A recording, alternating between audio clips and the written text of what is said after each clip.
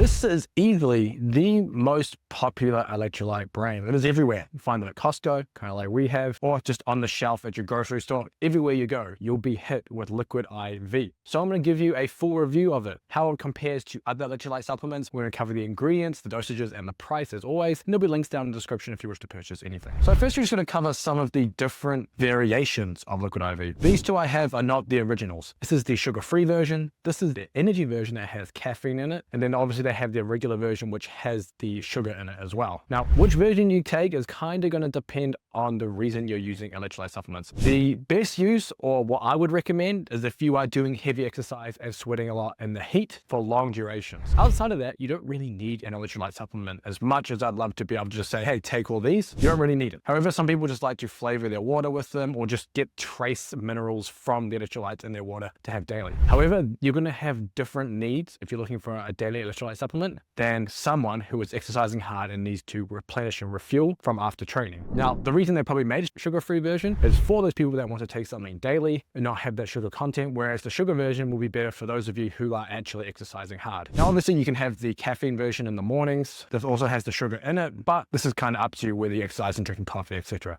So what I'm going to do is I'm going to cover the sugar-free version. I think that is probably the more applicable one to most of you. Now, again, if you are a hard exercising athlete, get the one with the sugar in it. So let's cover the ingredients and dosages because that is the number one thing. If those things aren't in there, then nothing else matters. We have 500 milligrams of sodium, which typically electrolyte supplements range anywhere from 500 to 1,000 milligrams. You're typically looking to replenish about 460 to 1,150 milligrams per liter of fluid, and you're going to lose around 50 to 80% of your sodium when you sweat during exercise. So if you are a very salty sweater, or you sweat a lot in the heat, sodium is the number one thing you should look for in your electrolyte supplement. You will find some electrolyte supplements that have higher potassium counts than they do sodium. Do not drink those. Those are a problem. You need to replenish sodium if you're having hard, sweaty training sessions and having to train often, not the potassium side. So 500 milligrams, yep, that gets a tick. Nothing wrong with that. You have 370 milligrams of potassium, which is relatively on the high end. You actually don't need that much, but again, it's not going to be an issue in the long run. At least the sodium is above the potassium. Nothing wrong there. And then we just got some other vitamins here that I'm not going to worry about because we're talking about electrolyte supplement. Now, this one is sweetened with allulose as their sugar-free alternative, and then it is naturally flavored and has stevia leaf as part of that flavoring. So overall, in one stick, you're looking at around 20 calories or 15 calories, depending on the flavor. Now, as with all the type brands, they have the same kind of badges, you know, non-GMO, soy-free, vegan, dairy-free, you name it. The one thing that Liquid I.V does not have is they do not have third-party testing from an informed sport or NSF certified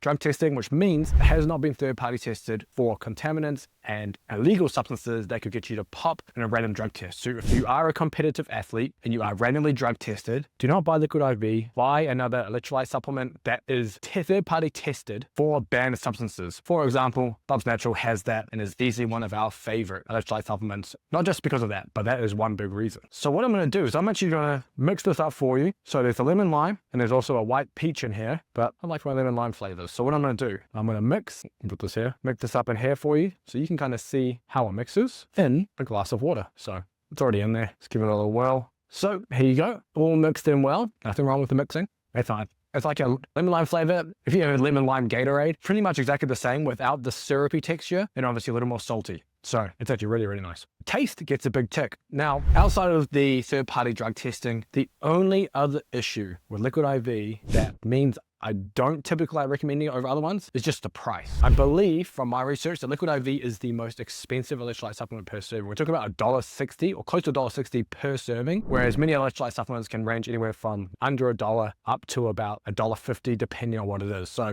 we're talking on the very high-end premium range for an electrolyte supplement that isn't exactly special, where you can get other electrolyte supplements with very similar makeups for a much cheaper price. So that will be one of my very few drawbacks of something like Liquid I.V. Now, if you go down in the description, there'll be links down there, but I highly advise that you watch this video next because this video runs through our top and favorite electrolyte supplements to help you replenish and recover after workouts, but also potentially use as a daily use drink.